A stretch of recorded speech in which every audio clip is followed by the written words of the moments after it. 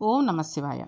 మనం వింధ్యా పర్వతం మీద పరమేశ్వరుడు అమరేశ్వరుడుగా, ఓంకారేశ్వరుడుగా ఏ రకంగా వెలిశాడు, అమలేశ్వరుడు అని మనం ఎందుకంటున్నాము, ఆ శివాలయంలోకి వెళ్ళినప్పుడు ఎన్నిసార్లు నమస్కారం చేయాలి, ఒక సన్యాసి కనబడితే ఎన్నిసార్లు నమస్కారం చేయాలి అనే విషయాలని తెలుసుకుంటూ ఉన్నాం. తెలుగునాట ఒక మాట ఉంది, వాడు దండం పెట్టడండి అంటారు. దండము అంటే మనం దేవుడికి దండం పెట్టండి, డా డం దండం అని అనకూడదు. దండం నా అణా పెట్టాలి. దండం పెట్టుకోండి అనాలి. దండం అంటే కర్ర. ఒక కర్రను నిలబెడితే అది వెంటనే పడిపోతుంది. దండం పెట్టడం అంటే భగవంతుని మ్రోల, తల్లిదండ్రుల మ్రోల, గురువుల మ్రోల, పెద్దల మ్రోల అలా పడాలి. మనకి సాష్టాంగ నమస్కారం తెలియక్కర్లేదండి. వాళ్ళ ముందు ఒక కర్ర పడిపోయినట్లు పడిపోవాలి. అలా పడిపోయిన ఉత్తర క్షణం అతను అభ్యున్నతిని పొందుతాడు. ఇది వినయం. ఇది ఆవిష్కృతం కావాలి. అంటే తెలుసుకోవాలి. సాష్టాంగ నమస్కారం చేయడం అంటే 5 జ్ఞానేంద్రియాలను, 5 కర్మేంద్రియాలను, బుద్ధి, శిరస్సులను ఎదుటి వ్యక్తికి స్వాధీనం చేశానని చెప్పడం. ఇది కేవలం మగవాళ్ళు మాత్రమే సాష్టాంగ నమస్కారం చెయ్యాలి. ఆడవాళ్ళు అలా చేయకూడదు. అయితే ఇలా అన్నవాడికి లొంగిపోవడం పరమశివునికి అలవాటు. ఏ రకంగా అయితే పరమశివుణ్ణి చూడగానే అలా సాష్టాంగ నమస్కారం చేసి పడిపోతారో, వెంటనే పరమేశ్వరుడు ఆనందపడిపోయి అతనికి ఏం కావాలో అవి చేసేయడానికి లొంగిపోతాడు. అలా అన్నవాడికి లొంగిపోయిన పరమేశ్వరుడు అతనితో వచ్చేస్తాడు. అంతటి అమలేశ్వరుడు మన వెంటబడి వస్తాడు. మన ఇంట్లో కూర్చుంటాడు, మన గుండెలలో కూర్చుంటాడు. మన సంగతి ఆయన చూసుకుంటాడు. మన హృదయంలో కూర్చుని మనల్ని కూడా ఆనంద స్వరూపం చేస్తాడు. మనకి సుఖాన్ని ఇస్తాడు, మనల్ని రమింపజేస్తాడు. అటువంటి అంబతో కూడిన పరమేశ్వరుడు ఆయన అమలేశ్వరుడై ఉన్నాడు. ఆయనని తెచ్చుకోవడం మనం నేర్చుకోవాలి అని. కాబట్టి పరమేశ్వరుడు మన యందుండి మనం ఏం చేయాలి అన్నది కూడా ఆయన చెప్తాడు అన్న చోట మనకి చూడండి, కొన్నిసార్లు కొన్ని చాలా విపరీతమైన కంగారు కలిగించే విషయాలు జరుగుతూ ఉంటాయి. ఏం చెయ్యాలో తోచదు. ఇంట్లో ఒకళ్ళే ఉంటూ ఉంటారు. ఆ పరిస్థితి నుంచి ఎలా దాటాలో కూడా తెలియక పరమేశ్వర అని ఒక్కసారి మన ఇష్టదైవాన్ని తలుచుకున్నట్టయితే ఆయన మనలో ప్రవేశించి మనకి ఏ రకంగా చెయ్యాలి, ఏం చెయ్యాలి, ఆ పరిస్థితుల్లో వాళ్ళని ఎటు నుంచి ఎటు జరగాలి, ఏ విధంగా ఎక్కడికి వెళ్ళాలి, ఎవరికి ఫోన్లు చేయాలి, ఎవరితో మాట్లాడాలి, ఏం చేస్తే ఇటువంటి విషమ పరిస్థితుల్లోంచి మనం బయటపడతాం అనే విషయాన్ని మనలోకి వచ్చేసి మనకు తెలియకుండానే అన్నీ ఆటోమేటిక్గా చేసేయడం జరుగుతూ ఉంటుంది. ఇది ఖచ్చితంగా నిజమండి. మనం ఆయన మీద నమ్మకం ఉంచి విశ్వాసం ఉంచుకుని చేస్తే పరమేశ్వరుడు ఏ రూపంలో మనం తలుచుకుంటే సాయినాథ అని పిలిచామనుకోండి, ఆయనే మన యందుండి ఆ సాయినాథుడు మనకి ఆ సమయంలో మనకి కంగారు వచ్చేసేటటువంటి అంతటి విషయం జరిగినప్పటికీ దానిని ఏదో ఒక చిన్న రాయి అడ్డొస్తే పక్కకు తీసి పడేస్తే ఏ రకంగా అయితే మన బాధపోతుందో ఆ రకంగా చేసేస్తాడు. కాబట్టి మనం ఉండాల్సిందల్లా మనకి ఆ పరమేశ్వరుడు మీద మనం ఏ రూపంతో ఆయనను కొలుసుకుంటామో ఆ రూపంతోటి ఆయన మీద మనకి పూర్తి విశ్వాసం, నమ్మకం ఉండాలి. ఉంటే క్షణంలో ఆ బాధ నుంచి మనల్ని బయటికి తీసుకొచ్చేస్తాడు. ఆయనని ఎలా తెచ్చుకోవడం అనేది మనం నేర్చుకోవాలి. అంతేగాని నేను పూజలు చేసేస్తున్నానండి, నేను రోజు తీసుకొచ్చి ఇంత నైవేద్యం పెడతానండి, ఇంతలా చేయించేస్తాను మా ఆవిడ చేత, ఆవిడ చేసేస్తూ ఉంటుంది, నేను నైవేద్యం పెట్టేస్తున్నానండి, కడియం వెళ్ళి ఇన్ని పువ్వులు తెస్తానండి, పెద్ద పెద్ద పూలదండలు వేస్తానండి, స్వామికి రోజు 4 సార్లు హారతి ఇచ్చేస్తూ ఉంటానండి అంటే కాదు. ఇవన్నీ చేసేటప్పుడు నీ మనసు ఎక్కడుంది, ఆయనని ఎంత విశ్వాసంతో ఎంత నమ్మకంతో చేస్తున్నావు అన్న విషయాన్ని పరమేశ్వరుడు తెలుసుకుంటూ ఉంటాడు. కాబట్టి ఈ రకంగా పరమేశ్వరుణ్ణి తెచ్చుకోవడం తెలిసిన వాడికి, ఇటువంటి స్థితిని పొందినవాడు మనకి నాయనార్లలో ఒక మహానుభావుడు ఉన్నాడు. ఆయనని అమరనీతి నాయనార్ అని పిలుస్తూ ఉంటారు. అమరనీతి నాయనార్ది ఒక చిత్రమైన స్వరూపం. ఈయన భగవంతుడిని అపారమైన భక్తితో కొలిచాడని మనం చెప్పలేం. ఆయన భాగవతులను కొలిచాడు. భగవంతుడి కంటే భాగవతులను కొలవడం చాలా గొప్ప. భాగవతులంటే భగవంతుణ్ణి ఎక్కువగా పూజ చేసి నమ్మిన వాళ్ళని భాగవతులు అంటారు. భాగవతులను ప్రేమించే వాళ్ళని చూసి భగవంతుడు చాలా సంతోషిస్తాడు. ఈయన ఒక గొప్ప సత్రం కట్టాడు. భాగవతులందరూ కూడా అక్కడికి వచ్చి భోజనం చేసేవారు. చక్కటి భోజనం పెట్టేవాడు. వాళ్ళకి రోజూ వస్త్రదానం చేసేవాడు. ఈ భాగవతులందరూ భగవంతుడిని నమ్మినవారు. వారికి తాను ఇవ్వడం వలన ఈశ్వరుడు ప్రీతి చెందుతున్నాడు అని అతను అనేవాడు. ఇందుకు ఇస్తున్నాను అని కూడా అనేవాడు. ఇలా చేస్తూ పొంగిపోయాడు. ఈ రకంగా ఆయన పరమ సంతోషపడిపోతూ ఉండేవాడు. ఇలా చేస్తుండగా కొన్నాళ్లకు శంకరుడు చూశాడు.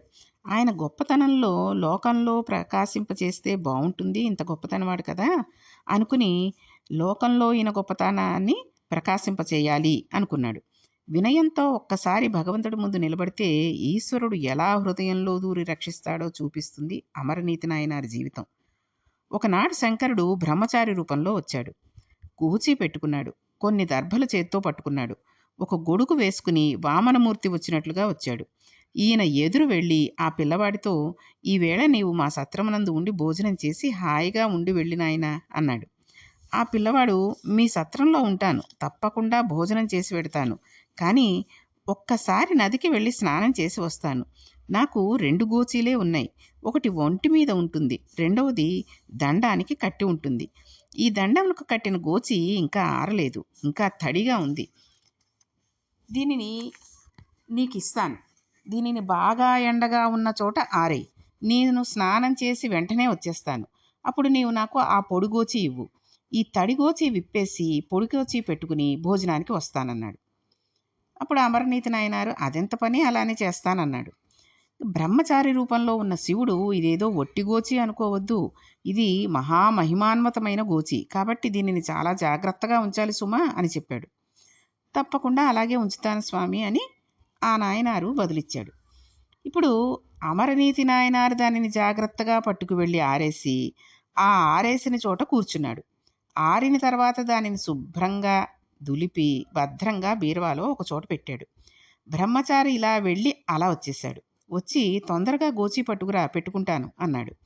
ఆయన లోపలికి వెళ్ళి చూస్తే గోచి కనబడలేదు.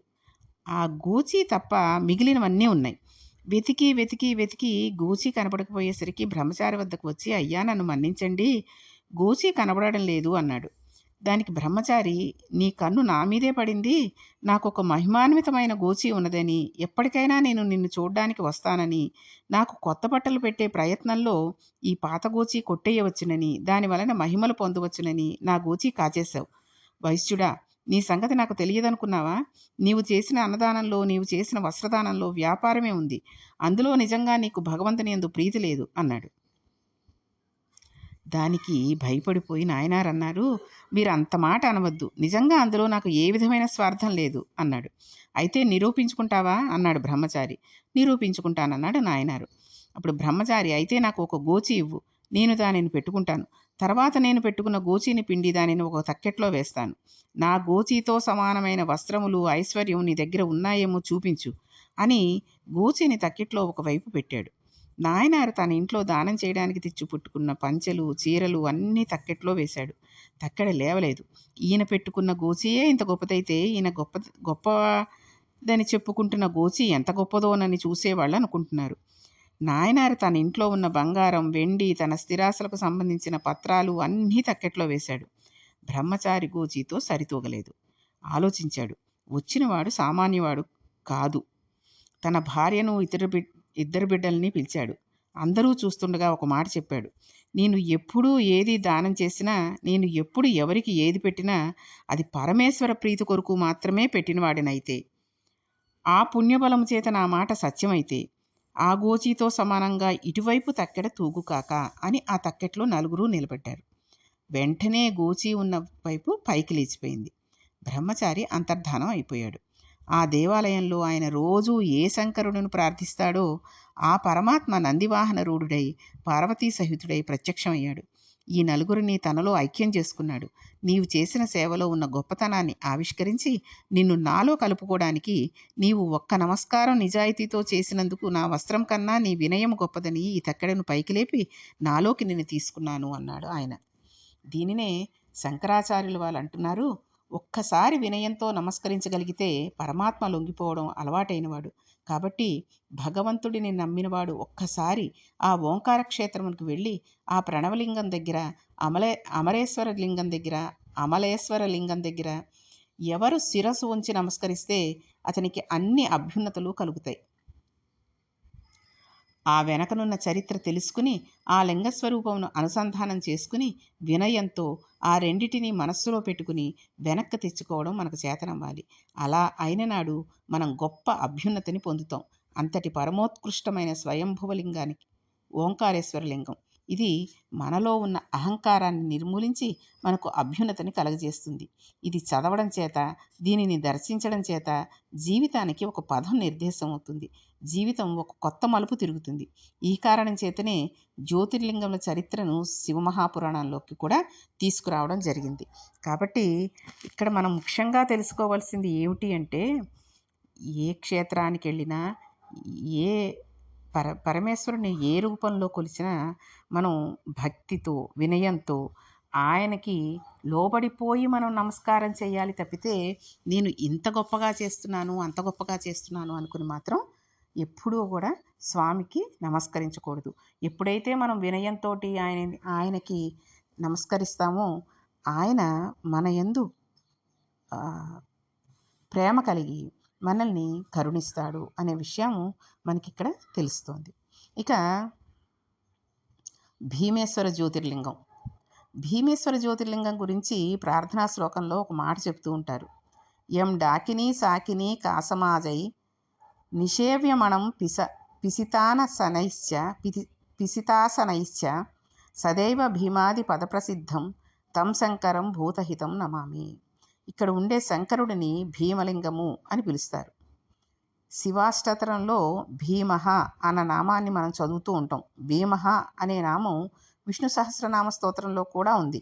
విష్ణు సహస్రం చదివేటప్పుడు భీమః అనే నామం వస్తుంది. ఇది చాలా చిత్రాతి చిత్రమైన స్వయంభూలింగం. ఇక్కడ మనం కొన్ని విషయాలను అర్థం చేసుకోవాలి. మనకి మంత్రోపదేశం చేసిన గురువును బోధక గురువు అంటారు. మంత్రోపదేశం చేసిన గురువు మిమ్మల్ని కూర్చోబెట్టుకుని ఏమీ చెప్పక్కర్లేదు. కానీ మనం ఏమి చదువుకుని నేర్చుకున్నా అవన్నీ శాస్త్రంలో ఆయన వల్ల ప్రకాశించినట్టే లెక్క. ఈ బోధక గురువు కంటే పై స్థాయిలో ఉన్న గురువు పరమ గురువు అంటారు. చంద్రశేఖర పరమాచార్యుల వంటి మహాపురుషులు ఈ స్థాయికి చెందినవారు.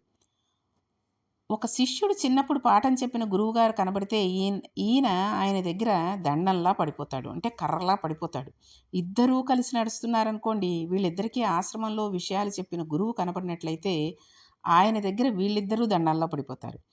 ఇప్పుడు వీళ్ళు ముగ్గురు నిలబడి ఉన్నారనుకోండి, ఈయనకు మంత్రోపదేశం చేసిన గురువు వచ్చారనుకోండి, వాళ్ళ ముగ్గురు ఆయన ముందు దండంలా పడిపోతారు.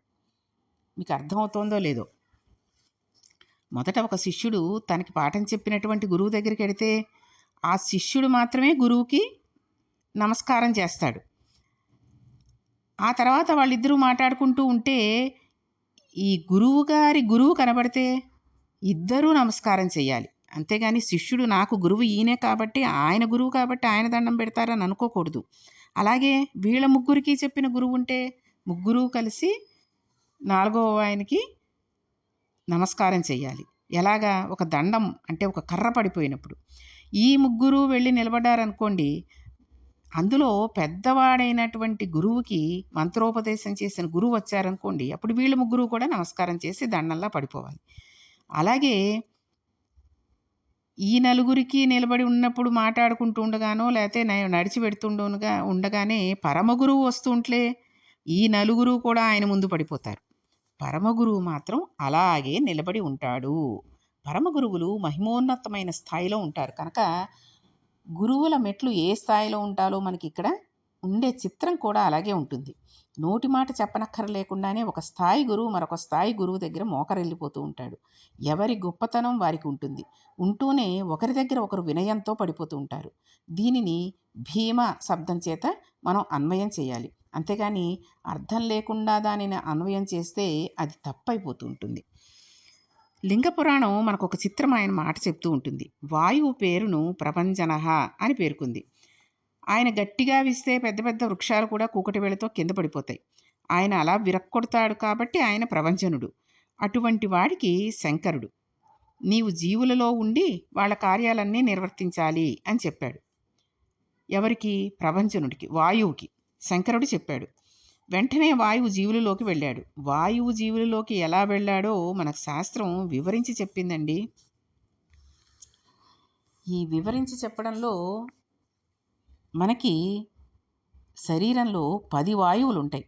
వీటిని ప్రాణ, అపాన, వ్యాన, ఉదాన, సమాన, నాగ, కూర్మ, కృకుర, ధనంజయ, దేవదత్తములు అంటారు. దీనిని మనం జాగ్రత్తగా అర్థం చేసుకోవాలి. ఇది మనకు అర్థమైతే మన జీవన స్థితి అంతా కూడా మారిపోతుంది. కాబట్టి మన శరీరంలో ఉన్నటువంటి ప్రాణ, అపాన, వ్యాన, ఉదాన, సమాన, నాగ, కూర్మ, కృకుర, ధనంజయ, దేవదత్తాలు అన్నటువంటి వాయువులు ఏమిటి, అవి ఏ రకంగా మన శరీరంలో వాటి పాత్ర ఏమిటి అనే విషయాన్ని రేపటి పారాయణంలో తెలుసుకుంటూ, ఈరోజు మనం తెలుసుకున్న విషయంలో చక్కగా అమలేశ్వరుడికి నమస్కారం చేసుకోవాలనే విషయం తెలుసుకుని, తర్వాత మనం గురువులకి ఏ రకంగా నమస్కరించాలి, గురువు వస్తే ఏ రకంగా ప్రవర్తించాలి అనే విషయాలను తెలుసుకున్నాం. కాబట్టి ఆ రకంగా చేస్తూ రేపు ఈ 10 వాయువుల గురించి కూడా మనం తెలుసుకుందాం. ఓం నమః పార్వతీపతియే. హర హర మహాదేవ శంభో శంకర.